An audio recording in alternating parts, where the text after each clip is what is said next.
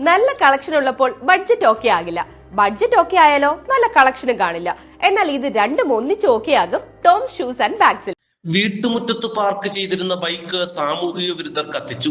Aranmula police സ്റ്റേഷനിലെ CPO ആയ archer സ്വദേശി വിവേകിന്റെ ബുള്ളറ്റാണ് കഴിഞ്ഞ ദിവസം അർദ്ധരാത്രിയോടെ കത്തിച്ചത്. രാത്രി 12 മണിയോടെ വീട്ടുമുറ്റത്തിരുന്ന വിവേകിന്റെ ബുള്ളറ്റ് കത്തുന്നത് വീട്ടുകാർ ജനൽ വഴി കാണുകയായിരുന്നു.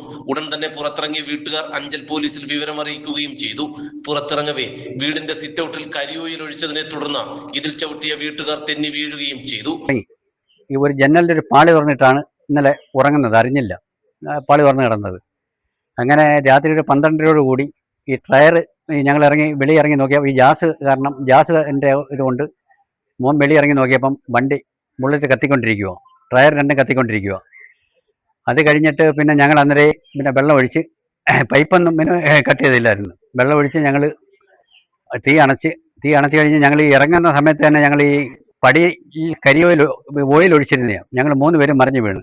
ഞങ്ങൾ മറിഞ്ഞു വീഴാൻ വേണ്ടി മനഃപൂർവ്വം ഓയിൽ ഒഴിച്ചിരുന്നതാണ്.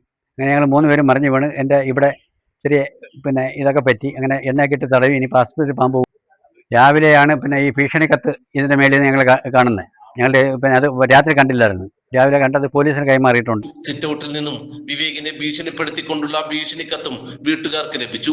2 പേജോളം വരുന്ന കത്ത് പോലീസ് കസ്റ്റഡിയിൽ എടുത്തിട്ടുണ്ട്. അഞ്ചൽ പോലീസ് സ്ഥലത്തെത്തി അന്വേഷണം ആരംഭിച്ചു. പുനലൂർ ASP O അപർണയും സ്ഥലത്തെത്തി വീട്ടുകാരിൽ നിന്നും വിവരങ്ങൾ ശേഖരിച്ചിട്ടുണ്ട്. ഞങ്ങൾ രാത്രി ഇന്നലെ ഒരു 12:30-1 മണിയോളം ആയപ്പോഴത്തേക്ക് ഒരു സൗണ്ട് കേട്ടു, ഒരു ടയർ കത്തുന്ന സൗണ്ട് കേട്ടായിരുന്നു. അങ്ങനെ സൗണ്ട് കേട്ടോണ്ട് മോൻ വെളിയിൽ ഇറങ്ങി നോക്കിയപ്പോഴത്തേക്ക് ഇത് മൊത്തം കത്തിക്കൊണ്ടിരിക്കുമായിരുന്നു. അങ്ങനെ ഞങ്ങൾ സ്റ്റെപ്പിൽ കൂടെ ഇറങ്ങിയപ്പോഴത്തേക്ക് ഇവിടെ ഓയിൽ ഒഴിച്ചേക്കുമായിരുന്നു. ഞങ്ങൾ 3 പേരും അവിടെ വീണു, തെന്നി അടിച്ച് വീണായിരുന്നു.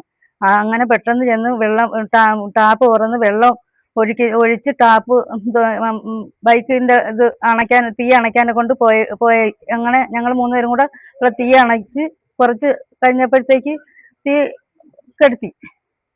അത് കഴിഞ്ഞപ്പോഴത്തേക്ക് മെമ്പറും ഒക്കെ വന്നു, മെമ്പർ ഭർത്താവും എല്ലാവരും കൂടെ ഞങ്ങൾ അതിനെ കുറിച്ചൊക്കെ സംസാരിച്ചുകൊണ്ടൊക്കെ എനിക്ക് ഒന്നും അറിഞ്ഞില്ല. പിന്നെ ഇവിടെ ചെടികളും ഇതുമെല്ലാം നശിപ്പിച്ച്, പിന്നെ ഭർത്താവ് ഇവിടെ വീണ് പുള്ളിയുടെ നടുവിന്റെ അവിടെ ഇങ്ങനെ മുഴച്ചിരിക്കുകയൊക്കെ ചെയ്യുമായിരുന്നു. പ്രദേശങ്ങളിലെ CCTV ദൃശ്യങ്ങൾ വിശദമായി പരിശോധിച്ചു വരികയാണ്. കൊല്ലത്തു നിന്നും എത്തിയ ഫോറൻസിക് സംഘം കൂടുതൽ തെളിവുകൾ ശേഖരിച്ചിട്ടുണ്ട്. നാട്ടുവാർത്ത, അഞ്ചൽ.